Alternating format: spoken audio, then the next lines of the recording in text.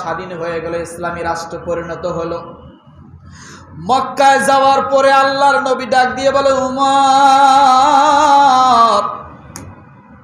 এই মক্কার ঘরটা তুমি খোলো। মক্কার ঘরটা যখন খোলা হলো, বলল সব মূর্তিগুলো ভেঙে ফেলো।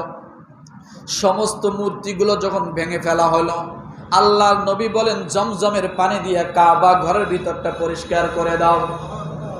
কাবা ঘর পরিষ্কার হয়ে গেল, একবারে পবিত্র হয়ে গেল। আল্লাহর নবী ডাক দিয়ে বলেন, ও আমার সাহাবীরা,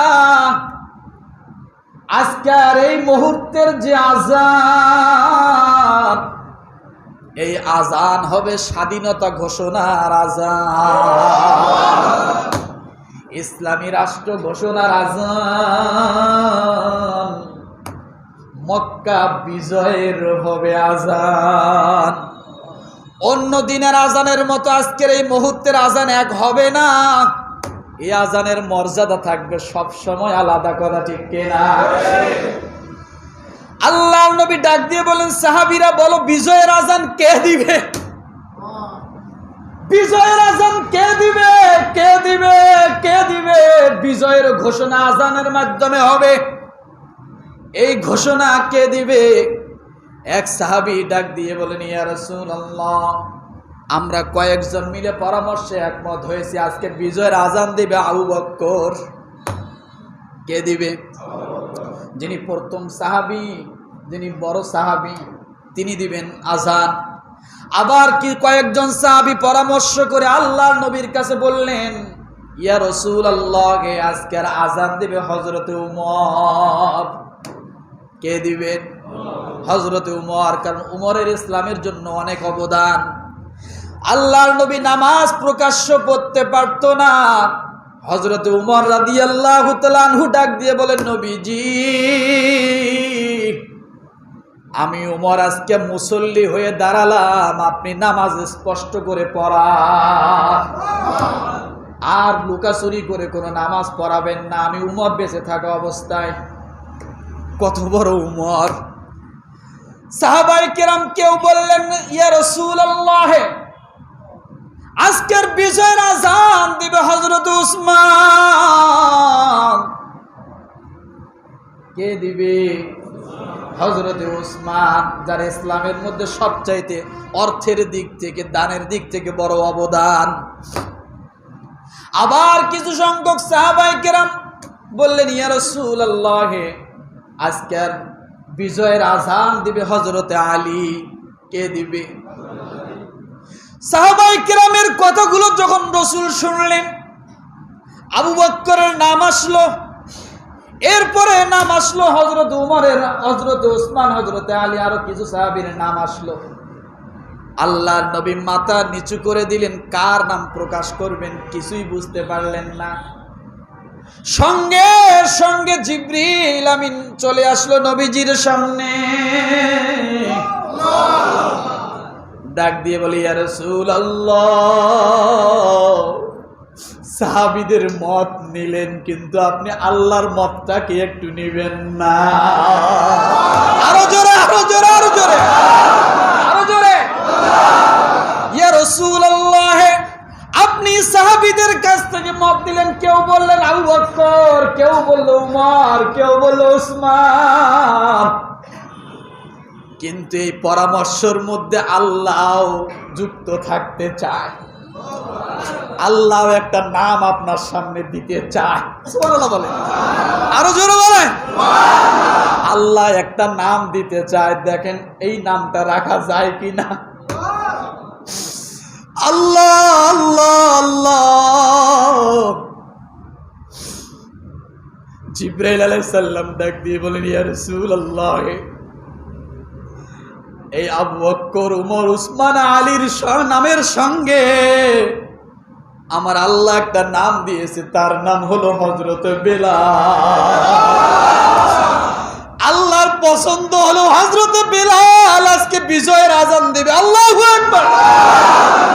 আজকে বিজয়ের আযান দিবে হযরত বেলাল। কেন বললাম? বেলালের বাড়ি ছিল না, ঘর ছিল না, জায়গা ছিল না, জমি ছিল না, বংশ মর্যাদা কিছু ছিল না, কিন্তু আল্লাহর বন্ধু কেমনে হয়েছে? আল্লাহ বলেছেন, ইন্নাহুম লা ইউগনু আনকা মিনাল্লাহি শাইআ ওয়া ইন্নাজ জালিমিনা বা'দুহুম আউলিয়াউ বা'দ ওয়াল্লাহু ওয়ালিয়ুল মুত্তাকিন। আমি মুত্তাকির বন্ধু কেমনে হই তোমরা দেখো। আল্লাহ ঘোষণা করলেন, নবীজি আজকে বিজয়ের আজান দিবে হযরত বেলাল। আমার ভাইরা ভালো করে শোনেন, বিলালকে আল্লাহ কত পছন্দ করে। মুত্তাকি হইলে আল্লাহর কাছে কত প্রিয় হওয়া যায়। আপনি যদি মুত্তাকি হন, আপনি দুনিয়ার জমিনে স্যান্ডেলের উপর পা দিয়ে হাঁটবেন, কিন্তু আপনার হাঁটা এটা জান্নাতে পরিণত হয়ে যাবে। এই দুনিয়া আপনার জন্য জান্নাতে পরিণত হয়ে যাবে। কি পরিণত? এই দুনিয়া আপনার জন্য জান্নাতে পরিণত হয়ে যাবে। আল্লাহর নবী জান্নাতের মধ্যে ভ্রমণ করেন মেরাজের রজনীতে। জান্নাত দেখার জন্য গেছেন। যাওয়ার পরে নবীজি দেখে সেখানে হযরতে বেলালের পায়ের শব্দ শোনা যায়। আমার রাসূলের সঙ্গে কত ভালোবাসা, আল্লাহ কত মহব্বত ঢেলে দিয়েছেন। আল্লাহ মেরাজ থেকে আসার পরে ডাক দিয়ে বলে, বেলাল তুমি আমার পিছ ছাড়তেছো না কেন? তুমি আমার পিছ ছাড়ো না কেন? বেলাল বলি, ইয়া রাসূলুল্লাহ কিছুই বুঝলাম না আপনার কথা। বেলাল, দুনিয়ার জমিনে তুমি যেমন আমার পিছনে পিছনে লেগে থাকো, আমি জান্নাতে নবীজি যায় যখন একাই পড়ে গেলাম, সেখানে দেখি তোমার পায়ের শব্দ। ও মুসলমান, ওই নবীর সঙ্গে বেলালের কত ভালোবাসা। আল্লাহ যার জন্য কোরআনের আয়াত নাযিল করে দেয়, ইন্না আক্রামাকুম ইনদাল্লাহি আতকাকুম। আল্লাহ বলেন, যার তাকওয়া আছে আমি আল্লাহর কাছে সে সম্মানী। কি বলেন?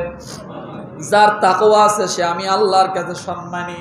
কেমন সম্মানী দেখেন, আল্লাহর নবী যখন দুনিয়া থেকে চলে গেলেন, কবরস্থ হলেন, ওই সময় প্রায় লক্ষাধিক মতো সাহাবী ছিল কি ছিল না?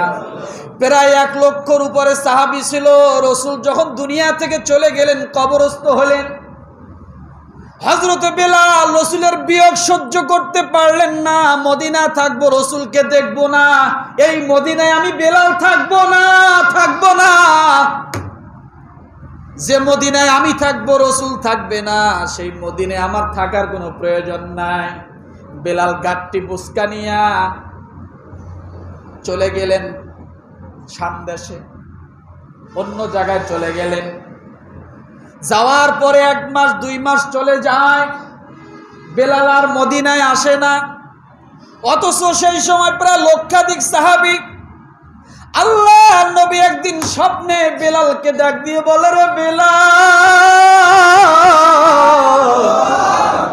ওই যে আমাকে রেখে চলে গেলাম, আমি নবীকে কি তোমার একটাবার দেখতে মন চায় না? তুমি একটু আমার রওজার কাছে আসো, আমার রওজাটা তুমি একটু দেখে যাও, আমিও নবী তোমাকে একটু দেখে নেই। 1 লক্ষর উপরে সাহাবী। আল্লাহর নবী কাউকে স্বপ্নে মদিনায় ডাকে নাই, একমাত্র বেলালকে নবীজি ডাক দিয়ে বলে, বেলাল রে, আর কতদিন আমাকে ছেড়ে দূরে থাকবে? একটাবার তুমি মদিনায় আসো, আমি রাসূলের কাছে একটাবার আসো, আমার রওজাটা অন্তত দেখে যাও। কি ভালোবাসা, কি মহাব্বত ছিল। ও মুসলমান, কেন এমন হলো? কি করে হলো? আল্লাহ বলেছেন, ইন্না আক্রামাকুম ইনদাল্লাহি আতকাকুম। বেলাল ছিল মুত্তাকি। কি ছিল বলেন? আরো জোরে বলেন। বেলাল ছিল মুত্তাকি, যার কারণে আমার আল্লাহ বেলালের সম্মান এত বাড়ায়া দিয়েছেন। আমরা কি মুত্তাকি হতে চাই? জোরে বলেন, মুত্তাকি হতে চাই। এই যে প্রায় 40টা গুণ দিলাম, এই 40টা গুণ আপনারা একটু স্মরণ করার চেষ্টা করবেন। আপনি যদি মুত্তাকি হন, আল্লাহ বলেন দুনিয়াও তার সম্মান, আখিরাতেও তার সম্মান। আখিরাতে কেমন করে সম্মান হবে? অন্য অন্য জান্নাতীরা বিচারের পরে জান্নাতের ফয়সালা যারা হবে জান্নাতের দিকে রওনা করবে, কিন্তু আল্লাহ বলে যারা মুত্তাকি হবে তাদেরকে রওনা দিতে হবে না, আমি আল্লাহ জান্নাতটা তাদের সামনে নিয়ে আসব। ওয়া উজলিফাতিল জান্নাতু গায়রা বাঈদ ওয়া উজলিফাতিল জান্নাতু লিল মুত্তাকিনা গায়রা বাঈদ ওয়া উজলিফাতিল জান্নাতু লিল মুত্তাকিন। আল্লাহ বলেন মুত্তাকি যারা হবে তাদেরকে পায়ে হেঁটে জান্নাতে যাওয়া লাগবে না, আমি আল্লাহ তাদের সম্মানের খাতিরে তাদের সামনে আমি আল্লাহ জান্নাত উপস্থিত করে দিব। সূরা কফ আয়াত নম্বর 31। আল্লাহ বলেন যারা মুত্তাকি হবে তাদের সম্মানের কারণে আমি আল্লাহ সম্মানার্থে জান্নাত তাদের কাছে নিয়ে আসবো, তাদেরকে জান্নাতের কাছে যেতে হবে না। তাহলে আমরা মুত্তাকি হতে চাই, কথা বলেন, আরো জোরে বলেন আল্লাহু আকবার। মুত্তাকি হইতে বড়লোক হওয়া লাগে না, টাকাওয়ালা হওয়া লাগে না, পয়সা হওয়া লাগে না, বেশি সম্পদ হওয়া লাগে না।